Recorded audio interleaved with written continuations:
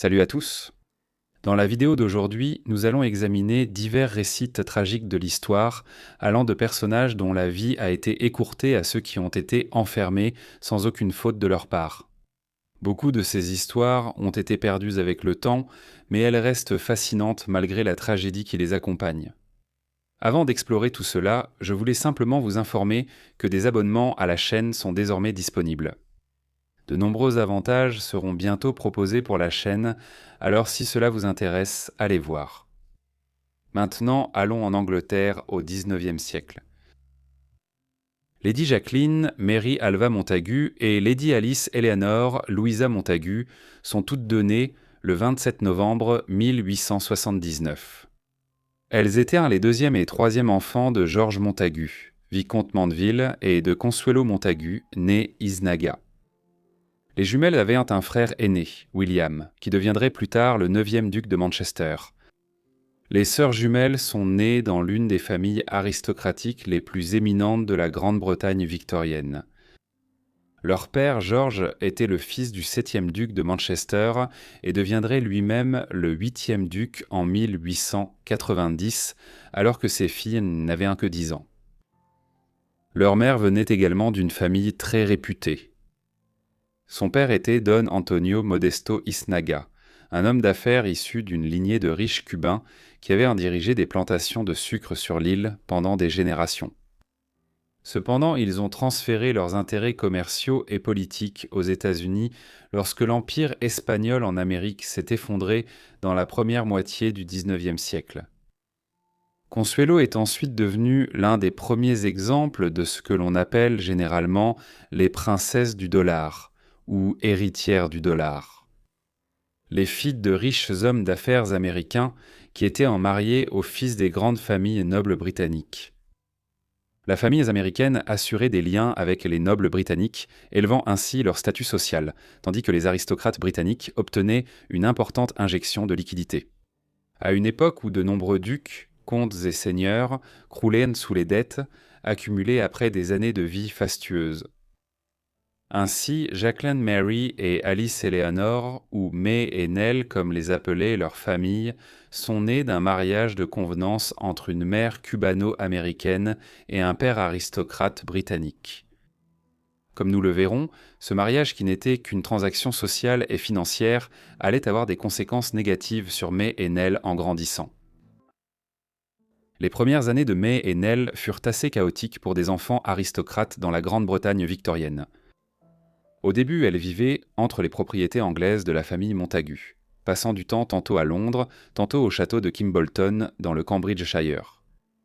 Cette maison de campagne était le siège de la famille Montagu et un château qui possédait une riche histoire remontant jusqu'au XVIe siècle, lorsque la reine Catherine d'Aragon y avait passé ses dernières années après son divorce du roi Henri VIII. Leur vie a cependant été bouleversée alors qu'ils n'avaient que 4 ans, lorsque leur grand-père, le 7e duc de Manchester, a exilé son fils et sa famille en Irlande. Ici, ils vivaient sur le domaine du château de Tantriguy, situé dans le comté d'Armagh, au sud de l'Ulster. Cela était dû au mode de vie imprudent de leur père à Londres, où ses excès d'alcool, ses jeux d'argent et d'autres activités l'ont amené à dilapider rapidement la grande majorité de la dot de 6 millions de dollars que Consuelo avait apporté au mariage. Pour mettre ses dépenses en perspective, cet argent qu'il a dépensé en seulement quelques années équivaut à plus de 170 millions de dollars aujourd'hui. On se demande ce que les deux filles ont pu ressentir en vivant dans un pays où des familles comme les Montagu étaient perçues comme des seigneurs étrangers ayant supplanté la population irlandaise catholique romaine, et où elles auraient pris de plus en plus conscience de la relation contrariée entre leur mère et leur père, dont le mariage était loin d'être heureux. La situation des sœurs jumelles changea de nouveau en 1890, lorsque la mort de leur grand-père entraîna le retour complet de la famille en Angleterre et que leurs parents prirent les titres de duc et duchesse de Manchester à Kimbolton. Leur relation avec leurs parents aurait été étrangement distante. Le duc et la duchesse passaient de plus en plus de temps partagé entre Kimbolton et Londres, leur mère s'engageant dans de nombreuses activités caritatives, tandis que May et Nell étaient de plus en plus confiées à des nourrices, des précepteurs et d'autres membres du personnel de maison. C'est pendant cette période qu'il est devenu évident que Nell était malade de ce qu'on appelait à l'époque la consomption, mais que nous connaissons aujourd'hui sous le nom de tuberculose. Connue à la fin du XIXe siècle sous le nom de mort blanche, elle était devenue l'une des maladies les plus mortelles du monde occidental à cette époque, ayant lentement émergé à partir du XVIIe siècle. Pour remplacer la variole comme le cancer de son époque, la maladie est une affection respiratoire et touche principalement les poumons au début, avant la défaillance du système respiratoire. Elle entraîne une fonte musculaire et corporelle, d'où le nom de consomption, comme si le corps était lentement consumé. Au moment où il est devenu évident que Nell en souffrait, près de 25% de tous les décès prématurés dans des pays comme la Grande-Bretagne étaient dus à la tuberculose. Cette maladie infectieuse est causée par des bactéries et se propage d'une personne à l'autre par voie aérienne lorsque les personnes atteintes de tuberculose actives dans les poumons toussent, crachent, parlent ou éternuent. On pense généralement que May souffrait également de tuberculose, donc elle a peut-être attrapé la maladie de sa sœur, même si elle n'en a jamais reçu le diagnostic officiel. Nell et May ont peut-être ressenti des symptômes tels qu'une toux chronique avec des crachats contenant du sang, de la fièvre, des sueurs nocturnes et une perte de poids. La tuberculose peut également infecter d'autres organes et cela peut provoquer une variété de symptômes. Les jumelles ont fêté leur 15e anniversaire en novembre 1894. À cette époque, elles étaient, pour citer un contemporain proche, Sir Shane Leslie, les deux filles les plus belles et délicates qu'on puisse imaginer. Malheureusement, elles ne fêteraient pas leur 16e anniversaire ensemble. Le 15 mars 1895, May est décédée. Elle n'avait pas été officiellement diagnostiquée comme étant tuberculeuse et donc la cause de sa mort reste non confirmée, bien qu'on suppose qu'il s'agissait de la tuberculose. Certains récits avancent que la cause de son décès serait le paludisme, bien que cela ne soit pas du tout clair. S'il y a une raison pour laquelle on a soupçonné que May était morte du paludisme, c'est parce que la famille était en vacances en Italie à ce moment-là. Bien qu'il soit difficile de l'imaginer aujourd'hui, à une époque avant l'aviation, lorsque les gens quittaient réellement l'environnement climatique où ils vivaient, il était assez courant que des personnes d'Europe du Nord tombent malades du paludisme en voyageant en Méditerranée. Donc il n'est pas impossible que May soit morte de cela, même si la tuberculose reste la cause de décès la plus probable. La mort de May a malheureusement provoqué une sorte de rupture entre sa mère et l'une de ses plus anciennes amies, Alva Smith Vanderbilt. Au moment de la mort de May, le mari d'Alva, William Vanderbilt, se trouvait en Méditerranée avec les Montagu et a organisé le rapatriement du corps de May en Angleterre sur son yacht. Lorsque Alva l'a appris, elle a soupçonné que son mari et sa meilleure amie avaient une liaison. Ainsi, cet incident est venu s'ajouter à la tragédie que vivait Consuela à l'époque. Bien qu'il était clair à ce moment-là que Nell souffrait de tuberculose, elle a continué à mener une vie relativement normale après la mort et les funérailles de May. À l'hiver 1898, elle a fait ses débuts dans la haute société, à la fois à Londres et aux États-Unis, juste avant son 19e anniversaire. Après sa présence aux événements à New York en novembre de cette année-là, les journaux la qualifièrent de la plus admirée des beautés de la dernière saison londonienne et la décrivirent comme d'une beauté exquise. Pourtant, l'entrée de Nell dans la haute société et sa joie de vivre une vie normale de jeune femme allaient être bien trop brèves. Après son séjour à New York et aux États-Unis, elle et sa mère se dirigèrent vers Sainte-Moritz, en Suisse, une ville célèbre depuis des siècles pour ses eaux de sources curatives. Elles étaient ici à la fin de 1898 et Nell allait passer une grande partie du reste de sa vie là-bas. Les rapports de l'époque opposent sa mauvaise santé à sa grande beauté, notant ses cheveux châtains dorés étincelants et sa joie de vivre générale. Malheureusement, sa santé se détériorait fortement à cette époque. Au cours des mois de printemps et d'été, sa mère fit appel à de nombreux médecins pour s'occuper d'elle. tous recommandant que le repos et qu'elle reste dans un climat sec sans retourner aux conditions plus humides de l'Angleterre. La situation ne s'améliora pas. Au début de l'année 1900, il était évident qu'elle était en train de mourir. Dans les mois précédant sa mort, la famille et les amis sont allés lui rendre visite dans les retraites alpines où elle vivait pour lui rendre un dernier hommage. Nell est décédée le 10 janvier 1900 à seulement 20 ans. Son décès a été largement rapporté, avec le New York Times en Amérique et des publications telles que The Times à Londres qui ont relayé l'histoire dès le lendemain. Jusqu'en Nouvelle-Zélande, sa vie et sa mort furent rapidement rapportées. Un passage pertinent de l'Otago Daily Times donne une idée de la profondeur du chagrin suscité par sa disparition, d'autant plus qu'elle est survenue peu de temps après la mort de sa sœur jumelle. Beaucoup de gens ne l'avaient jamais vue de leur vivant.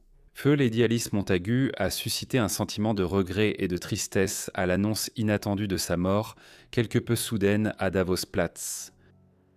Car on s'était tellement habitué à son beau visage, en voyant souvent sa photographie ou son portrait dans les journaux illustrés, qu'elle semblait toujours être une sorte d'amie personnelle.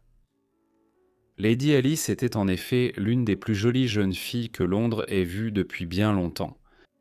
Et elle n'avait pas seulement le charme de la beauté traditionnelle du diable, car elle n'avait que 21 ans, mais aussi celui d'une douceur d'expression particulière et d'une grande amabilité de caractère. Il semble tellement triste de penser qu'elle repose déjà froide dans sa tombe, alors que sa vie n'en était qu'au tout début de son printemps. En tant que fille d'une duchesse, Consuela, duchesse de Manchester, et petite-fille d'une autre, la duchesse de Devonshire, chaque famille ayant de nombreuses ramifications. La mort de Lady Alice plongera de nombreuses maisons nobles dans le deuil. La cause du décès était la consomption, ce fléau de la race anglaise qui a emporté sa sœur jumelle, Lady Jacqueline. Les funérailles de Nell ont eu lieu au palais Saint-James le 15 janvier. La cérémonie a réuni d'importants nobles britanniques de la fin de l'époque victorienne, dont des membres de la famille royale et du personnel. Par la suite, les restes de Nell ont été transportés au château de Combolton, où elle a été inhumée aux côtés de sa sœur jumelle. À la suite du décès de Nell, leur mère a décidé de créer un mémorial intemporel à la mémoire de leur vie, bien trop courte. Elle a engagé Louis Comfort Tiffany pour réaliser le mémorial. Bien que la société Tiffany soit aujourd'hui plus connue pour ses bijoux, son fondateur était en réalité davantage célébré pour son travail sur le vitrail. À l'église Saint Andrew, située sur le domaine du château de Kimbolton, la duchesse lui a fait installer un vitrail représentant les deux jeunes filles à partir d'une image d'elles prise peu de temps avant la mort de May, alors qu'elles étaient adolescentes. L'image éthérée orne toujours l'une des principales fenêtres de l'église Saint Andrew, témoignage des deux jeunes filles mortes si jeunes. Si les jeunes filles étaient nées seulement 15 ou 20 ans plus tard, il est possible qu'elles ne seraient trop pas mortes. Déjà dans les années 1890, de nouvelles méthodes de pasteurisation du lait et d'autres substances par lesquelles la bactérie de la tuberculose était régulièrement transmise faisaient leur apparition. Ensuite, la première immunisation réussie contre la maladie a été réalisée en 1906, soit seulement 6 ans après la mort de Nell. Dans les années 1920, les vaccins étaient généralement disponibles, bien que le tournant décisif contre la maladie ne soit survenu qu'après la Seconde Guerre mondiale. Aujourd'hui, environ 25% de la population mondiale continue de porter une trace de la bactérie, mais elle est presque entièrement dormante et n'a pas d'impact négatif sur les gens. Ensuite, rejoignez-moi alors que nous traversons la mer vers l'Irlande. Ici, une Irlandaise allait partir jusqu'en Amérique du Sud avec son amour, mais cela s'est terminé dans une grande tristesse. Née à Charleville, en Irlande, le 19 novembre 1833, Eliza Alice Lynch allait devenir une femme grande, sûre d'elle, avec des cheveux blonds dorés et un sourire provocateur. Son père, John Lynch, travaillait comme médecin et sa mère, Jeanne Elizabeth, était la fille d'un capitaine de la Royal Navy. Grâce au travail de son père, la famille ne connut pas de difficultés économiques et était soudée et aimante. Pourtant, lorsque Lynch n'avait que 10 ans, elle dut quitter sa petite ville natale car sa famille émigra à Paris pour échapper à la grande famine irlandaise, qui avait ravagé la société irlandaise et coûté la vie à de nombreuses personnes. Quelques années plus tard, le 3 juin 1850, elle épousa Xavier Quatrefages, un officier français qui fut peu après affecté en Algérie. Elle l'accompagna, mais à l'âge de 18 ans, en raison de la détérioration de sa santé, elle retourna à Paris pour vivre avec sa mère. Son premier mariage fut un échec, et cela pourrait être ce qui l'a poussée à s'égarer dans les années qui ont suivi. À son retour à Paris, elle fut présentée au cercle élitiste entourant la princesse Mathilde Bonaparte. Cela la conduirait à une vie de courtisane parmi l'élite parisienne fortunée. Ce mode de vie instable la conduirait à rencontrer le général Francisco Solano López en 1854. Il était le fils de Carlos Antonio López, le président du Paraguay. Le jeune général s'entraînait avec l'armée française pour apprendre les méthodes de la plus grande force de combat du monde contemporain. Cependant, Elisa apporta une distraction bien nécessaire et le couple commença bientôt à s'enfuir ensemble, ce qui précéda une relation amoureuse, une relation qui allait changer à jamais le cours de l'histoire paraguayenne. López décida d'emmener Elisa avec lui lors de son retour dans la capitale du Paraguay, Asunción. Ici, elle vivrait dans le confort grâce au soutien de son puissant compagnon. Pour une raison quelconque, cependant, ils ne se sont pas mariés et, en conséquence, elle n'a jamais été pleinement acceptée dans la société de l'élite à Asunción. Cela a été illustré par l'annulation officielle de son premier mariage en 1857, ce qui l'a d'une certaine manière encore plus éloigné de l'oligarchie paraguayenne environnante et a entraîné un manque général d'acceptation. Il est à noter cependant que sa difficulté initiale à s'intégrer parmi ses pairs de l'élite allait bientôt disparaître lorsqu'elle commença à introduire des coutumes européennes auprès de l'élite de la société paraguayenne. Elisa est en fait responsable des premiers clubs et événements sociaux parmi l'élite, ainsi que de l'introduction de dîners protocolaires avec les ambassadeurs de nations étrangères. Cela a permis d'améliorer les relations diplomatiques avec les pays étrangers et constitue un exemple de son intuition. En 1862, Francisco López a succédé à son père en tant que président. Contrairement à son père, Francisco était un homme beaucoup plus colérique, mais malheureusement, les décisions prises pendant sa présidence allaient avoir des effets dévastateurs sur son pays et entacher à jamais l'image et la réputation d'Elisa. Pendant son séjour au Paraguay, Elisa a vécu dans le luxe et a reçu de généreux cadeaux, notamment des propriétés, des bijoux et des vêtements élégants, tous offerts par López. Sa richesse a explosé et, en conséquence, beaucoup de membres de l'élite paraguayenne ont commencé à l'envier.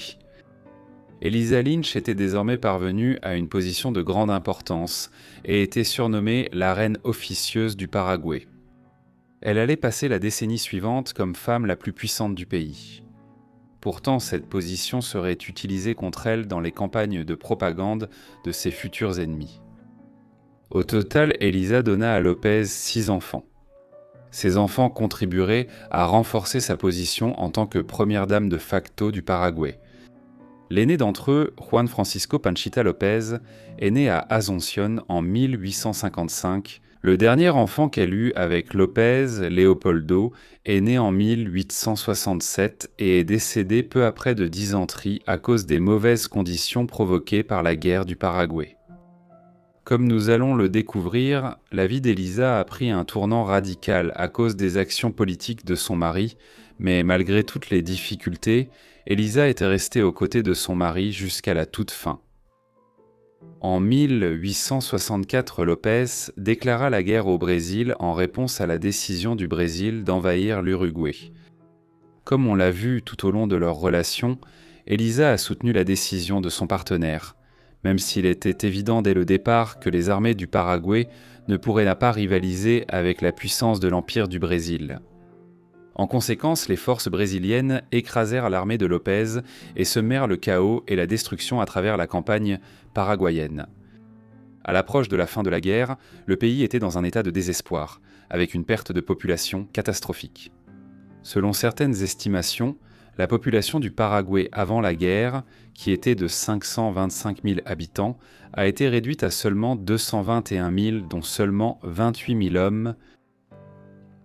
Pendant cette période, l'armée paraguayenne était mal équipée et peu nombreuse, mais le plus grand obstacle à son succès était la structure de son commandement, dans laquelle López détenait un contrôle total et ne déléguait pas le pouvoir de manière nécessaire.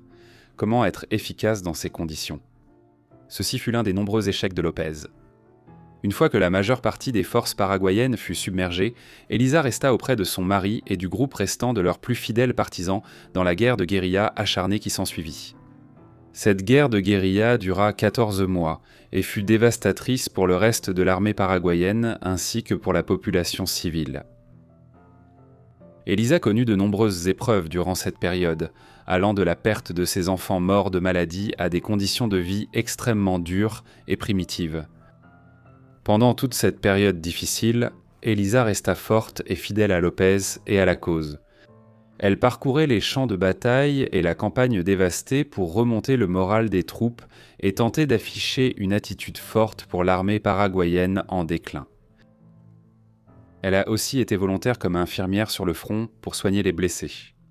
Elle faisait partie d'un groupe connu sous le nom de Las Residentas, composé des épouses, des filles des soldats et d'autres femmes. De plus, ce groupe allait finalement servir de garde personnelle à López. L'implication d'Elisa dans l'aide apportée aux soldats ordinaires, sa fidélité durable envers son mari et la cause, ainsi que la résilience avec laquelle elle a affronté les épreuves sans fin à la fin de la guerre, sont ce qui lui a valu une si grande popularité auprès du peuple paraguayen. Elle fut reconnue comme héroïne nationale au Paraguay, mais seulement des années plus tard. L'histoire, cependant, ne l'a pas toujours dépeinte de cette manière, et c'est à cause d'une campagne de propagande impitoyable menée par les forces adverses pendant la guerre qu'elle a été vilipendée et considérée comme maléfique. Ils ont suggéré qu'elle était responsable des décisions imprudentes de son mari, qui ont conduit à la destruction du Paraguay. Ils ont évoqué son passé scandaleux en avançant qu'elle n'était qu'une courtisane ambitieuse qui, par sa propre cupidité, était allée jusqu'à ruiner le Paraguay pour atteindre la richesse. Ils l'ont accusée d'avoir transformé López en un tyran et dictateur assoiffé de sang et ambitieux.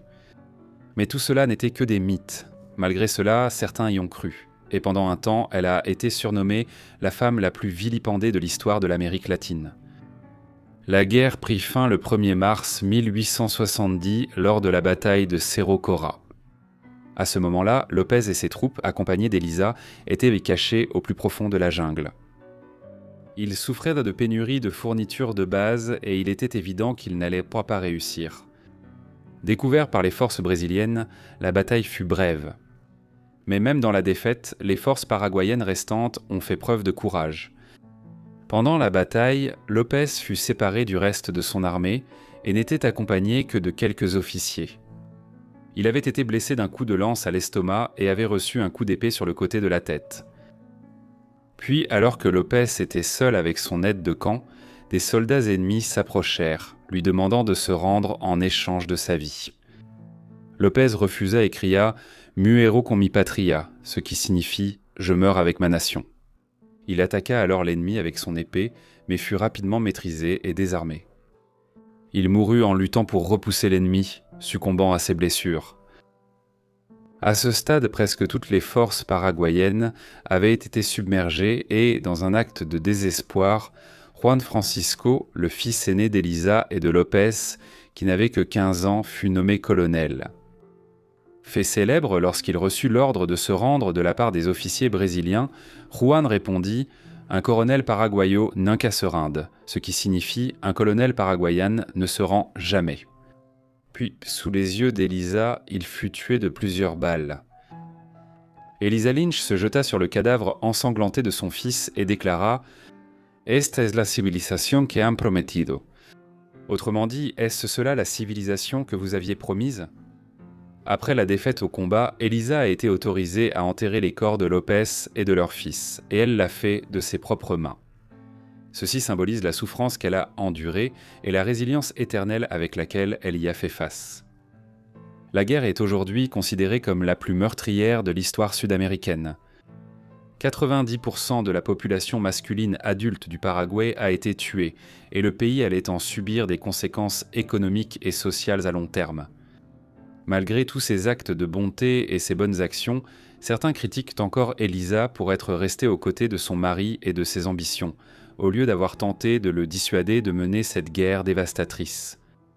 Bien qu'à l'international, certains considèrent López comme une figure controversée qui a imprudemment entraîné son pays dans une guerre impossible à gagner et qui a failli détruire la nation. Au Paraguay, il est considéré comme un héros national qui s'est opposé à la domination étrangère et à l'impérialisme. Aujourd'hui, le 1er mars est un jour férié national au Paraguay appelé Día de los Héros, ou Journée des héros, qui est célébré en l'honneur de la mémoire de López. Après la mort de López et la bataille de Cerro Cora, Elisa et sa famille furent faits prisonniers. Un gouvernement provisoire fut créé au Paraguay, composé de Paraguayens qui avaient combattu contre López pendant la guerre. Elisa fut bannie du Paraguay, mais elle fut autorisée à revenir plusieurs années plus tard pour récupérer les biens qu'elle avait perdus. Cependant, peu de temps après son retour, Elisa fut de nouveau bannie, mais cette fois de façon permanente. Elle retourna ensuite à Paris où elle vécut les dernières années de sa vie dans l'obscurité. Durant ces dernières années, elle écrivit un livre sur sa vie, soulignant les souffrances causées par la guerre. Elle est décédée à Paris en juillet 1886 à l'âge de 52 ans. Près de 100 ans après sa mort, ses restes ont été exhumés et rapatriés au Paraguay. Elle a été célébrée comme héroïne nationale, et les mythes diffusés sur elle par les ennemis durant la guerre ont été démystifiés. Elisa Alice Lynch était une femme courageuse qui a prouvé non seulement sa force, mais aussi sa résilience face à l'adversité. Elle n'a pas poussé son mari à devenir un dictateur sanguinaire, mais était au contraire peu impliquée dans les affaires politiques et se concentrait sur le soin de ses enfants et des autres. Pendant la guerre, elle a prouvé sa loyauté et son amour envers le peuple paraguayen par ses actions sur le front et par son soutien à son mari. Elle restera à jamais une héroïne nationale du Paraguay qui a surmonté d'immenses épreuves et difficultés. Les princesses appelées américaines du dollar étaient des femmes riches ayant épousé des nobles européens. Beaucoup de ces mariages étaient sans amour. Mais le suivant était en réalité heureux, ce qui rend ce qui s'est passé ensuite encore plus triste. Marie Victoria Leiter est née à Chicago, dans l'Illinois, aux États-Unis, le 27 mai 1870. La mère de Marie était Marie Teresa Carver et son père était Levi Ziegler Leiter. Marie était la deuxième de 4 enfants, ayant un frère aîné nommé Joseph, né en 1868, et 2 sœurs cadettes, Nancy et Marguerite, nées respectivement en 1873 et 1880. Dès son jeune âge, le père de Marie, Levi, s'était impliqué dans une entreprise de mercerie dans l'Ohio avant de déménager à Chicago. Au moment de la naissance de Marie en 1870, il s'était imposé comme une figure importante du commerce de la ville, aux côtés de Marshall Field. Pourtant, lorsque Marie n'avait qu'1 an, un terrible incendie a ravagé sa ville natale. Le grand incendie de Chicago, comme on l'appelle aujourd'hui, fut une conflagration qui a eu lieu en octobre 1871, tuant 300 personnes et détruisant environ 3,3 milles carrés, soit 8,5 km² de la ville. En conséquence, le magasin de Leiter a été réduit en cendres, mais malgré ce revers, il a rapidement reconstruit et peu de temps après, la société Field Leiter & Company allait devenir le principal détaillant de mercerie de tous les États-Unis. Grâce à cela, l'argent a commencé à affluer et la famille Leiter a rapidement amassé une immense fortune, équivalente à des centaines de millions de dollars actuels. En 1880, un Leiter a vendu ses parts à Field et s'est retiré du commerce de mercerie. Le nom a ensuite été changé en Marshall Field et Company. Leiter a quitté l'entreprise car il voulait se concentrer sur ses importants investissements immobiliers et ainsi pouvoir déménager à Washington DC avec sa famille. Dans la capitale, la jeune Mary a principalement grandi dans une maison sur Dupont Circle, une demeure qui avait auparavant appartenu à James G. Blaine, un sénateur américain de longue date qui a été 2 fois secrétaire d'État au sein du gouvernement américain.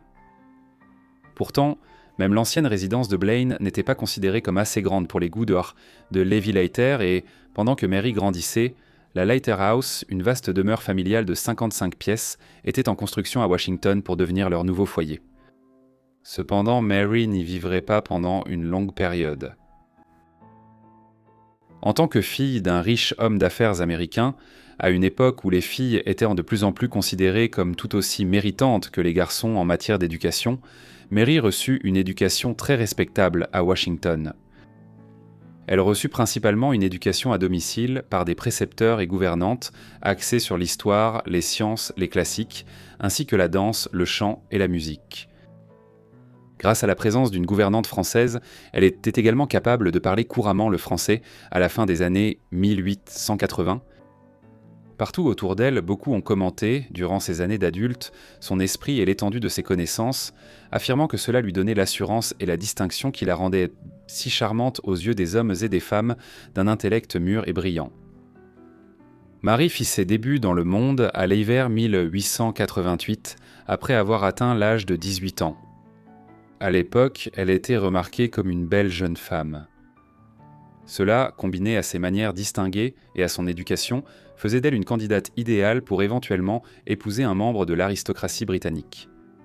À la fin du XIXe siècle et au début du XXe siècle, de nombreuses filles de riches hommes d'affaires américains épousaient devant les files d'aristocrates britanniques, devenant ainsi connues sous le nom de princesses du dollar américaine. Ces arrangements étaient mutuellement bénéfiques. Souvent lourdement endettée, la famille britannique cherchait de nouveaux fonds pour entretenir ses somptueuses propriétés et son mode de vie dans la haute société anglaise. Alors que le mariage avec l'aristocratie britannique conférait à des familles comme les Leiter un statut social qu'il était impossible d'acquérir uniquement avec de l'argent en Amérique. Au final, Mary épouserait un membre des Curzon de Kedleston, une famille aristocratique dont la lignée remontait jusqu'à la conquête normande de l'Angleterre au XIe siècle, lorsque les Curzon avaient traversé la Manche depuis la France avec Guillaume le Conquérant. Mary rencontra Georges Curzon pour la première fois à Londres lors d'un événement mondain en 1890. À cette époque, il était déjà un député conservateur de 31 ans. Malgré la différence d'âge, ils entamèrent rapidement une relation amoureuse qui dura plus longtemps que la normale pour l'époque et qui les mena à se marier le 22 avril 1895 à Washington. Les premières années du mariage de Mary et George se passèrent en Angleterre, où elle fut rapidement reconnue comme un atout majeur pour Curzon lors de la campagne électorale des élections législatives de 1895. Son esprit, ses qualités sociales et sa facilité d'approche permirent à Curzon de gagner des soutiens lors d'une élection relativement serrée pour conserver son siège à Southport.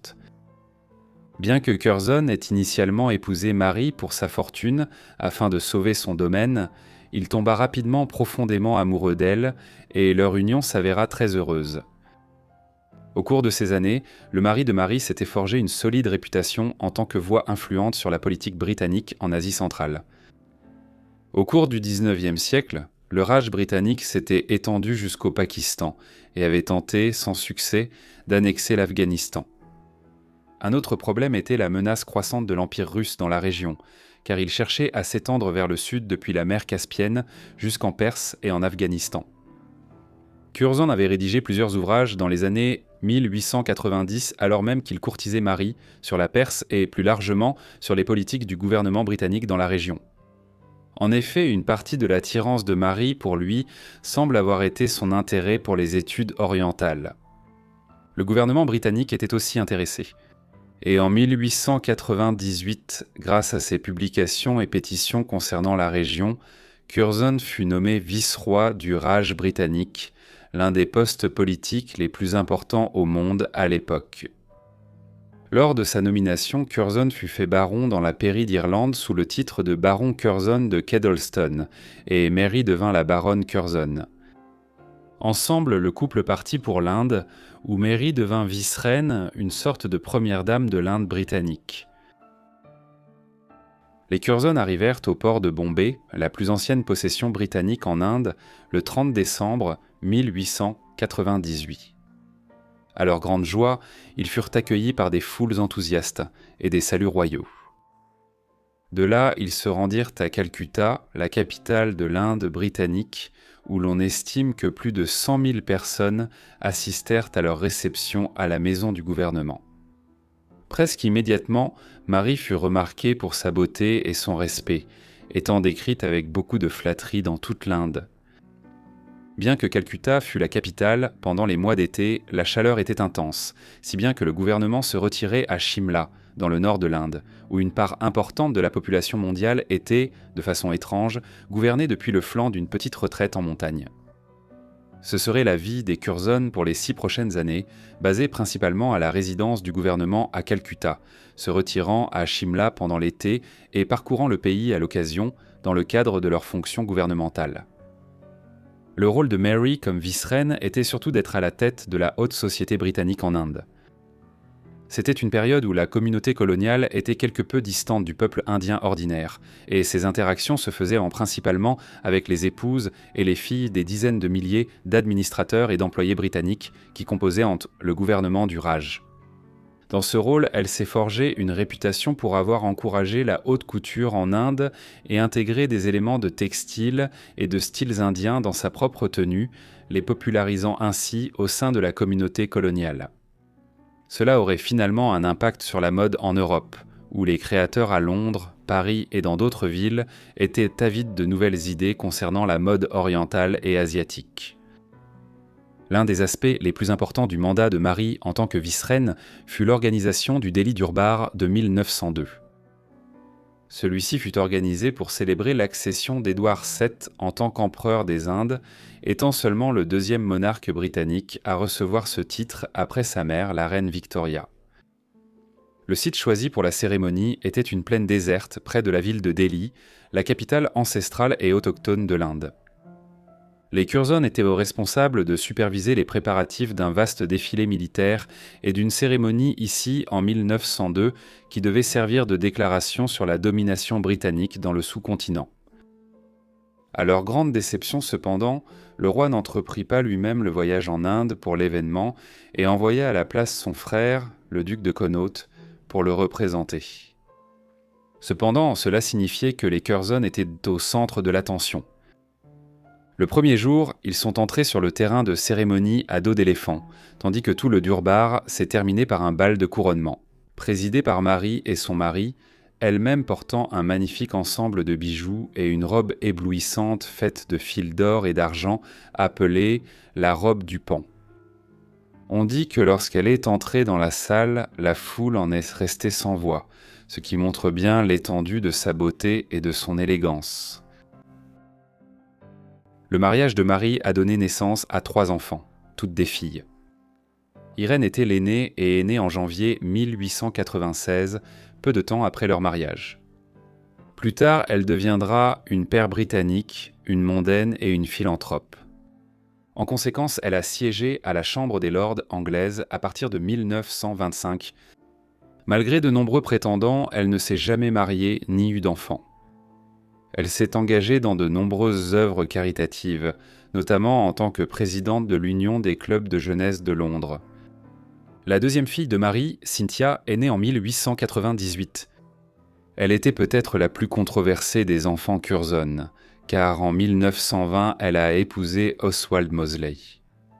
À l'époque, il était une étoile montante de la politique en Angleterre avec des capacités évidentes, mais au début des années 1930, il est devenu tristement célèbre pour avoir fondé l'Union britannique des fascistes. Elle et Oswald ont eu 3 enfants ensemble, mais Cynthia est décédée en 1933 avant de les voir devenir adultes. Comme la vie politique d'Oswald l'a conduit à être détenu par le gouvernement britannique pendant la Seconde Guerre mondiale, Irène a fini par jouer le rôle de tutrice pour ses enfants. Enfin, Alexandra est née en 1904. Elle aussi s'est impliquée dans le mouvement fasciste britannique dans les années 1930, jouant le rôle d'intermédiaire entre son beau-frère, Mosley, qui était aussi son amant, et le gouvernement de Benito Mussolini en Italie, par l'intermédiaire de son autre amant, Dino Grandi, un ambassadeur italien à Londres. Tout cela malgré le fait qu'en 1925, elle avait épousé le major Edward Dudley Metcalfe, le meilleur ami et écuyer d'Edward. Choiton. Mary s'est fait connaître en Inde pour son engagement en faveur de l'environnement et a été une pionnière dans ce domaine. En particulier, elle tenait à mettre fin à la chasse excessive du rhinocéros blanc. Cela s'est produit vers la fin de son mandat en tant que vice-reine de l'Inde, après avoir visité la région de Kazaranga pour observer ces animaux, mais sans réussir à en trouver un seul. Cela a amené Curzon à penser que l'animal était dans un état de dépeuplement tel que même dans les régions où il prospérait autrefois, il y avait un énorme déclin. En conséquence, elle a défendu la création de la réserve forestière de Kazaranga, qui est devenue l'ancêtre de l'actuel parc national de Kazaranga. Sans aucun doute, elle était en avance sur son temps en encourageant de tels efforts. Au moment où Marie travaillait sur son projet de conservation, son mari était impliqué dans un affrontement de plus en plus amer avec le chef de l'armée britannique en Inde. Le public britannique voyait Herbert Kitchener comme un grand héros de guerre. Il avait remporté la bataille d'Omdurman contre les Mahdistes du Soudan en 1898 pour conquérir la région. Il s'est ensuite opposé aux Français à Fashoda et a finalement participé à la répression de la Seconde Guerre des Boers. Curzon avait ensuite adressé une pétition au gouvernement britannique pour le faire nommer commandant en chef des forces britanniques en Inde. Mais la relation s'était vite détériorée, Curzon croyant que les réformes de Kitchener concernant la garnison britannique étaient conçues pour saper son autorité en tant que vice-roi. En 1904, ils étaient en conflit ouvert, mais c'est finalement Kitchener qui l'emporta. En 1905, il fut rappelé en tant que vice-roi. Lui, Marie et leurs enfants rentrèrent chez eux. Au moment où ils quittèrent l'Inde en 1905, la santé de Marie déclinait déjà. Sa santé s'était détériorée pendant sa difficile 3e grossesse et une fausse couche précoce, tandis que le climat tropical de l'Inde et le rythme de vie généralement éprouvant qu'elle maintenait en tant que vice-reine n'arrangeaient à rien. Cela fut encore aggravé par le long voyage de retour en Angleterre après la fin du mandat de son mari en tant que vice-roi en 1905. De retour, la situation n'évolua pas. Elle est décédée des suites de complications dues à sa fausse couche et à l'opération qui s'en est suivie, à son domicile de Carlton House Terrace à Westminster, à Londres, le 18 juillet 1906. Elle n'avait que 36 ans. Une fin tragique pour l'une des plus célèbres de celles qu'on appelait les princesses du dollar. Après le décès de Lady Curzon, son mari bouleversé fit construire une chapelle commémorative en son honneur attenante à All Saints, l'église paroissiale de Kedleston Hall. En 1917, Lord Curzon épousa Grace Elvina Innes, une autre héritière américaine de renom. Lord Curzon mourut finalement en 1925 et fut enterré aux côtés de sa première épouse. Lorsque sa seconde épouse mourut à son tour, elle fut enterrée à l'extérieur de l'église. On pense que Marie Curzon et ses 3 enfants ont en partie inspiré le personnage fictif de Lady Grantham et ses 3 filles dans la célèbre série Downton Abbey diffusée sur ITV. À présent, retournons en Angleterre pour nous intéresser aux cousins oubliés de la reine Élisabeth. Avant de commencer à explorer les vies tragiques de Nerissa et Catherine Bowes-Lyon, ainsi que la controverse qui les a entourées, nous devons d'abord établir qui étaient des Bowes-Lyon. Le nom de famille est apparu au milieu du XVIIIe siècle, lorsque John Bowes, 9e comte de Strathmore et Kinghorn dans la pairie écossaise, était également le chef du clan. Lyon reçut le nouveau nom aristocratique de Bowes-Lyon par un acte du Parlement. La famille peut finalement retracer sa lignée jusqu'au XIVe siècle, lorsque John Lyon, seigneur de Glamis, a servi comme chambellan d'Écosse, tandis que les origines de la famille remontent jusqu'au XIe siècle. Le chef de la famille Bowes-Lyon au début du XXe siècle était Claude Bowes-Lyon, le 14e comte de Strathmore et Kinghorn. Son deuxième fils, John, qui est né en 1886, était le père de Nerissa et Catherine. Ainsi, elles étaient les petites filles du 14e comte, l'un des plus hauts nobles de la pairie britannique. En raison de la notoriété de la famille Bowes-Lyon, John a épousé Fenella Hepburn Stuart Forbes Trefusis, la fille cadette du 21e baron Clinton. John Bowes-Lyon et Fenella eurent rapidement de nombreux enfants après leur mariage. Une fille nommée Patricia est née en juillet 1916, mais malheureusement, elle est décédée juste avant son premier anniversaire. Une autre fille, Anne, a vu le jour quelques mois plus tard. Elle était en bonne santé et allait vivre une vie relativement longue et heureuse, tout comme Diana, qui est née de nombreuses années plus tard, en 1923. Cependant, les deux autres filles de John et Fenella ont eu des difficultés. Il s'agissait de Nerissa, née le 18 février 1919, et de Catherine, la dernière de leurs 5 filles, née le 4 juillet 1926. Malheureusement, Nerissa et Catherine sont toutes deux nées avec un handicap mental. Dans la terminologie de l'époque, qui n'était pas très politiquement correcte, elles étaient qualifiées, je cite, d'imbéciles, et la nature exacte de leur affection n'est toujours pas entièrement claire, même aujourd'hui. De telles affections n'étaient pas totalement rares parmi la noblesse européenne au début du XXe siècle. Des années de consanguinité et de mariage entre cousins proches avaient entraîné une forte prévalence de maladies graves et de troubles mentaux dans de nombreuses lignées royales du continent. Quelle qu'ait été l'ampleur de ce problème chez Nerissa et Catherine Bowes-Lyon, nous savons qu'elles n'ont jamais appris à parler correctement ni à communiquer efficacement. Tout cela s'est produit à une époque où la compréhension médicale des causes de telles afflictions était très limitée et où un important stigmate social restait attaché aux handicaps mentaux. Ainsi, en 1941, Nerissa et Catherine, qui avaient alors respectivement 22 et 15 ans, furent déplacées par leur famille à l'hôpital Royal Earlswood, dans le Surrey. Celui-ci avait ouvert en 1855 comme asile pour les malades mentaux, mais au milieu du XXe siècle, il était devenu un établissement destiné aux patients atteints de handicaps mentaux sévères. Et ensuite, la famille a largement tenté d'ignorer le fait que les deux filles avaient un jour existé. Dans les années qui ont suivi, leur mère Fenella n'a pas rendu visite aux sœurs, pas plus que les autres membres de la famille élargie. Leur père John était mort depuis longtemps, étant décédé prématurément en 1930 à l'âge de 44 ans d'une pneumonie. Peut-être qu'un aspect majeur et inexpliqué de tout cela était la raison pour laquelle la famille avait attendu jusqu'en 1941, alors que Nerissa était déjà dans la vingtaine, pour placer les sœurs en institution.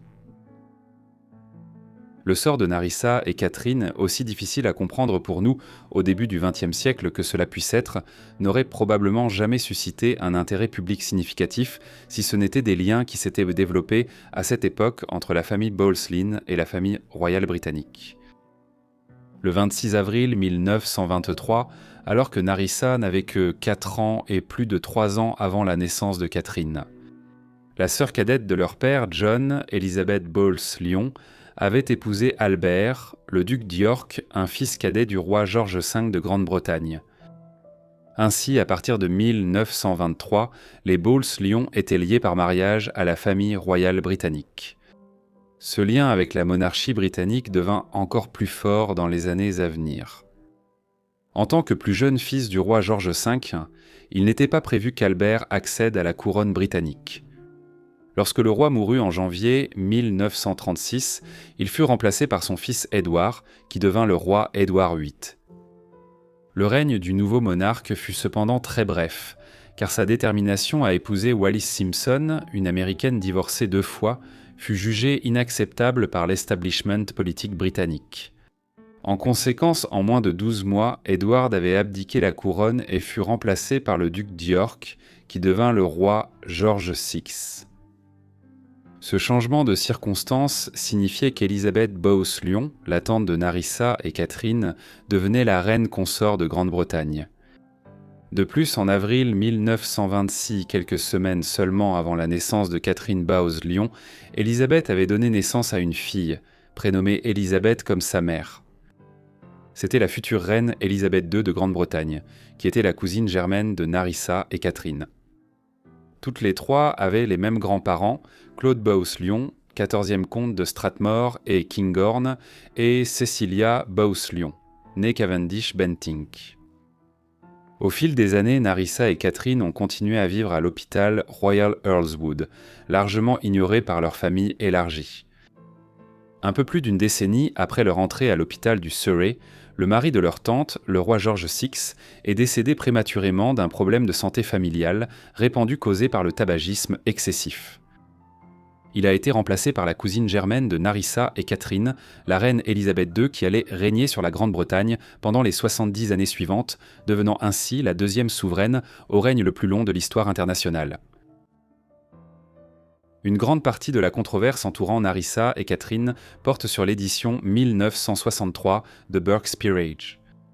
Burke's Peerage est une étude généalogique publiée chaque année, fournissant des détails sur tous les membres de la pairie britannique et irlandaise, leurs ancêtres et les membres actuels de ces familles, y compris les membres élargis de la famille royale, les ducs, les comtes, les baronnets, les barons et d'autres familles titrées propriétaires terriennes. Il a été publié pour la première fois en 1826 par un généalogiste irlandais, John Burke, à une époque où l'Irlande était encore entièrement gouvernée par la Grande-Bretagne. Au XXe siècle, l'ouvrage était publié chaque année et les membres de la noblesse britannique et irlandaise recevaient de Pond des formulaires pour mettre à jour les détails généalogiques de leur famille. En 1963, lorsque la famille Bowles-Lyon a reçu son formulaire, la mère de Narissa et Catherine, Fenella, l'a rempli. De façon controversée, elle a indiqué que Narissa était décédée en 1940 et que Catherine était récemment décédée en 1961. Cela malgré le fait que ces deux filles étaient toujours en vie et résidaient à l'hôpital d'Earlswood. La famille aurait-elle vraiment pu être induite en erreur en pensant que leurs deux filles étaient décédées, étant donné qu'ils continuaient à payer 125 livres par an à Earlswood pour leur entretien là-bas ?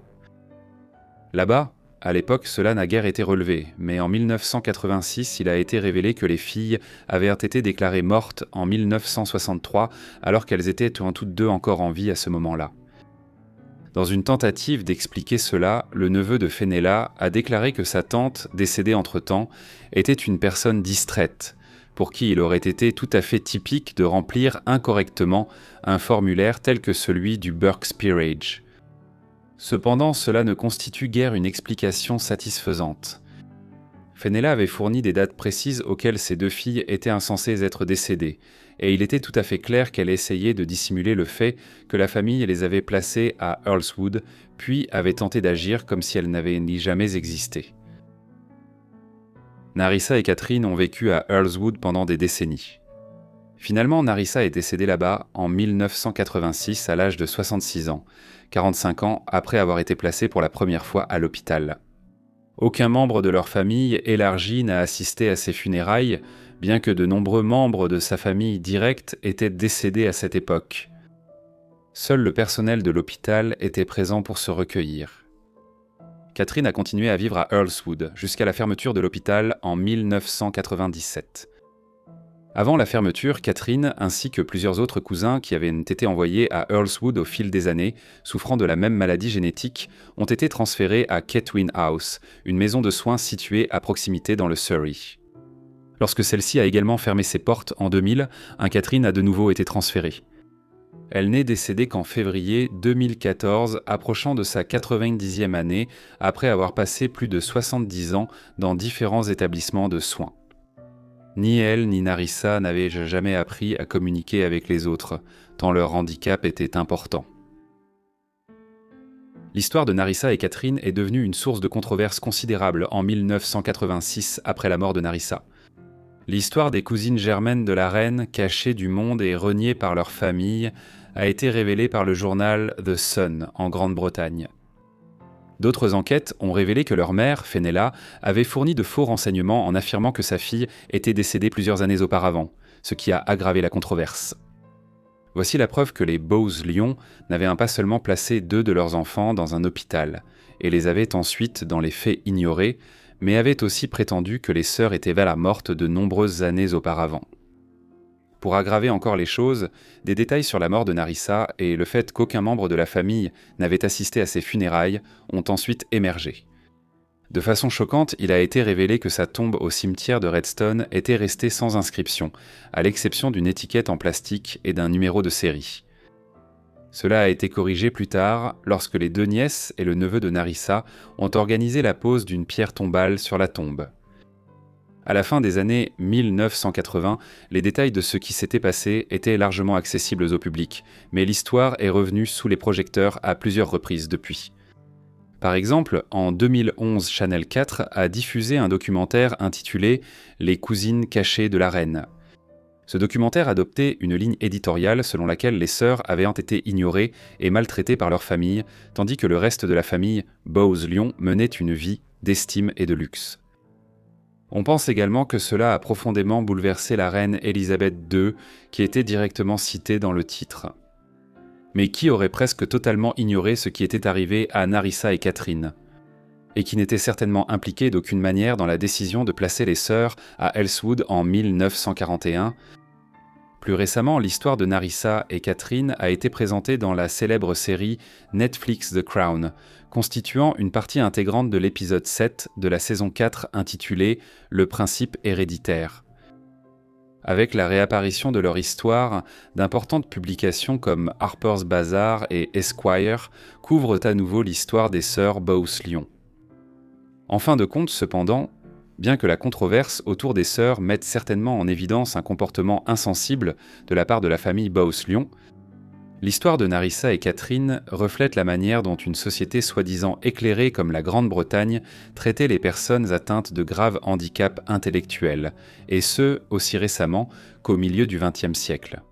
Pour notre dernière histoire, nous nous rendons en Irlande dans les années 1860. Mary Mallon est née de John et Catherine Mallon le 23 septembre 1869 dans le village de Cookstown, dans le comté de Tyrone, au nord de l'Irlande. Elle était née à une époque de migration massive de l'Europe vers les Amériques et d'autres régions comme l'Australie et la Nouvelle-Zélande, alors que l'industrialisation et l'amélioration rapide de la santé publique faisaient exploser la population du continent. Certains pays, comme l'Irlande et l'Italie, sont devenus totalement incapables de soutenir leur niveau de population, et des millions de personnes ont quitté ces deux pays entre les années 1820 et 1930, pour des pays comme les États-Unis, le Canada, l'Argentine, le Brésil et l'Uruguay. Mary Mallon faisait partie de ces personnes quittant Cookstown en 1883 pour New York, où elle est allée vivre chez sa tante alors qu'elle n'avait que 14 ans. Au cours de ses premières années à New York, Mary Mallon a trouvé du travail comme domestique, puis plus tard elle a travaillé dans les cuisines de certaines familles de la haute bourgeoisie de la ville. C'était l'âge doré de l'histoire américaine, une époque où de nombreuses familles à New York construisaient d'immenses demeures et employaient eux des brigades de domestiques.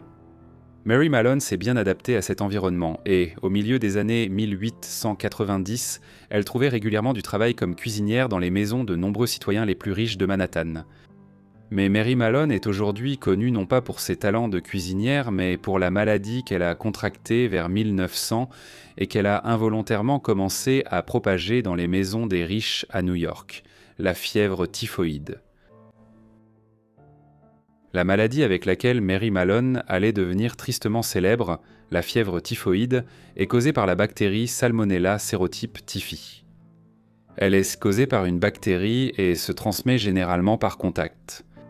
Les symptômes varient de légers à graves et apparaissent généralement environ une semaine après le contact. Cela inclut une faiblesse générale et des crampes, des maux de tête et des vomissements, et de façon quelque peu contradictoire, de la constipation ou de la diarrhée. Aujourd'hui, les vaccins et autres interventions médicales sont très efficaces, mais dans les années 1890 et 1900, les seuls traitements majeurs étaient la consommation de toniques comme la térébenthine et la quinine, qui étaient utilisés pour les troubles intestinaux. Environ 10% des personnes ayant contracté la maladie sont décédées dans le New York du tournant du siècle. À la fin du 19e et au début du 20e siècle, la typhoïde était un problème majeur de santé publique dans les grandes villes comme New York, car elle se propageait souvent par l'eau publique contaminée. Cela ne cesserait qu'avec l'introduction de la chloration de l'eau et d'autres formes de stérilisation dans les années 1900 et 1910. À l'époque où Mallon a contracté la maladie, c'était encore un problème largement répandu. C'est particulièrement vrai car de nombreuses personnes qui contractent la typhoïde sont asymptomatiques, ce qui signifie qu'elles peuvent transmettre la maladie sans en être elles-mêmes gravement affectées. Les travailleurs de la livraison et de la production alimentaire pouvaient être des super propagateurs. Par exemple, en 1899, un laitier de Boston était responsable de la propagation de la maladie à des dizaines de personnes dans les foyers où il livrait du lait chaque jour. Ce qui rendait ce phénomène particulièrement difficile, c'est que l'idée de porteur asymptomatique de maladie était pratiquement inconnue dans les années 1890 et 1900. Mary Mallon allait devenir le premier cas majeur de ce phénomène, et, à ce titre, elle occupe une place à part dans l'histoire de l'épidémiologie. Mary Mallon avait manifestement contracté la typhoïde à un moment donné à la fin des années 1890 ou en 1900. Il n'est pas du tout clair comment ni quand elle a contracté la maladie, mais ce qui est évident, c'est qu'elle devait l'avoir eue vers le milieu de l'année 1900, puisqu'elle a ensuite infecté plusieurs membres d'une famille chez qui elle travaillait comme cuisinière à Mamaroneck, dans le comté de Westchester, à New York à cette époque. Il semble que ce soit les premières personnes à qui elle ait transmis sa maladie. La fièvre typhoïde de Mallon était probablement une forme bénigne, qui n'a provoqué que peu ou pas de symptômes chez Mary elle-même. En raison de cette absence de signes tangibles de maladie, elle n'a jamais accepté elle-même qu'elle avait ou qu'elle transmettait une grave infection bactérienne. Ce refus d'accepter la base scientifique de sa maladie a duré des années et explique pourquoi elle a continué à chercher du travail comme cuisinière dans les foyers de nombreuses familles new-yorkaises, bien longtemps après qu'on lui ait fait comprendre qu'elle agissait comme une super propagatrice de la maladie. Mallon a passé les 6 années suivantes à travailler dans divers foyers new-yorkais, principalement à Manhattan, période durant laquelle elle a transmis sa typhoïde à des dizaines de personnes. Par exemple, en 1901, elle a été employée dans la maison d'un avocat basé à Manhattan, et 7 des 8 résidents sont tombés malades, moment où Mallon a quitté leur service. En 1904, ses activités ont failli être découvertes pour la première fois lorsqu'elle a commencé à travailler chez un autre avocat new-yorkais du nom de Henry Gilsey. Environ une semaine plus tard, la blanchisseuse de la maison est tombée malade, puis 4 des 7 autres domestiques de la maison ont également contracté la typhoïde à cause d'elle et sont tombés malades. Une enquête a été lancée par les inspecteurs de la santé de l'époque, mais ceux-ci ont, à tort, déterminé que l'infection avait commencé avec une blanchisseuse qui l'avait introduite dans la maison. Le rôle de Mary Mallon dans la maladie qui a suivi son passage a finalement été identifié au début de l'automne 1906, alors qu'elle travaillait dans la résidence d'été d'un banquier new-yorkais sur Long Island, appelé Charles Henry Warren. Les inspecteurs de la santé ont été appelés après que 6 membres du foyer soient tombés malades de la fièvre typhoïde en l'espace d'une semaine. Cela, à lui seul, n'a pas permis d'identifier Mary comme la coupable, mais l'épidémie sur Long Island a amené George Soper, un enquêteur épidémiologique, sur les lieux. George Soper connaissait la littérature médicale la plus récente, qui émettait l'hypothèse que des épidémies de ce genre pouvaient être causées par un porteur silencieux et asymptomatique. George Soper soupçonna rapidement Mary d'être la personne qui avait introduit la maladie dans la maison de Long Island. En conséquence, il entreprit une enquête prolongée au cours de laquelle il commença à contacter les anciens employeurs de Mary Mallon des années précédant son travail chez Warren. Grâce à ce travail d'enquête, George Sulper détermina qu'il y avait eu des épidémies de typhoïde dans au moins 7 maisons où Mary avait travaillé depuis 1900 et que ces épidémies avaient entraîné au moins 22 cas de typhoïde et un décès. Muni de ces informations, George Sulpa se présenta sans y être invité à la maison de ville de Park Avenue où Mary travaillait en mars 1907. Là, il la confronta, affirmant qu'elle rendait les gens malades par sa cuisine et qu'elle était une porteuse asymptomatique de la fièvre typhoïde qu'elle avait propagée dans tout New York pendant des années. Il demanda également des échantillons de son sang et de son urine afin de réaliser des analyses en laboratoire pour confirmer son hypothèse. Il n'est pas clair dans quelle mesure Mary Mallon savait qu'elle était responsable de la propagation de la maladie qui semblait la suivre partout à ce moment-là. Mais si elle le savait, elle refusa d'en assumer la moindre responsabilité et chassa plutôt Sulper de la maison. L'affaire ne s'est pas arrêtée là. Sulper a convaincu les responsables de la santé de la ville, puis la police de faire tester Mary. En conséquence, après avoir refusé à plusieurs reprises de se soumettre volontairement à des tests, elle a été appréhendée par la police et détenue dans un hôpital de New York. Les analyses de laboratoire effectuées là-bas ont déterminé qu'elle était une porteuse silencieuse et intermittente de la bactérie responsable de la typhoïde et qu'elle la transmettait depuis des années par des mains non lavées lors de la préparation des aliments. Mary a été transférée à l'hôpital d'isolement de Riverside, sur l'East River, où elle a reçu divers traitements au cours des semaines suivantes, dont on sait aujourd'hui qu'ils étaient totalement inefficaces. Là, elle vivait seule en isolement dans un petit cottage d'une pièce sur le terrain. Elle allait passer bien plus d'1 an ici à demander sa libération. Mary Mallon serait restée une figure seulement vaguement connue dans la vie américaine, si ce n'étaient des événements survenus après sa première arrestation et sa mise en quarantaine forcée. À l'été 1909, son cas attira de façon spectaculaire l'attention du public grâce à un article dans le New York American, qui détaillait sa libération de détention et le fait que les autorités envisageaient maintenant de l'arrêter de nouveau. Mallon représentait toujours un risque pour la santé publique, car elle avait continué à retourner dans les cuisines de certaines des familles les plus aisées de New York, même après sa première arrestation et sa libération. Bientôt, les médias enchaînèrent les articles sur Mary Typhoïde. En février 1910, Mary fut libérée de quarantaine pour la 2e fois après être parvenue à un accord avec les autorités. Elle s'était engagée à changer de métier afin de ne plus avoir aucun rapport avec la préparation des aliments et à respecter scrupuleusement les mesures d'hygiène. Cependant, lorsque Mary Mallon fut contrainte de travailler dans une blanchisserie à New York, un emploi plus exigeant physiquement et moins bien rémunéré que son ancien poste de cuisinière, elle abandonna son engagement précédent et à la fin de 1912, elle travaillait de nouveau comme cuisinière, en violation de l'accord initial. En mars 1915, les autorités découvrirent que Mary Mallon travaillait dans la cuisine de la maternité Sloan sous un faux nom.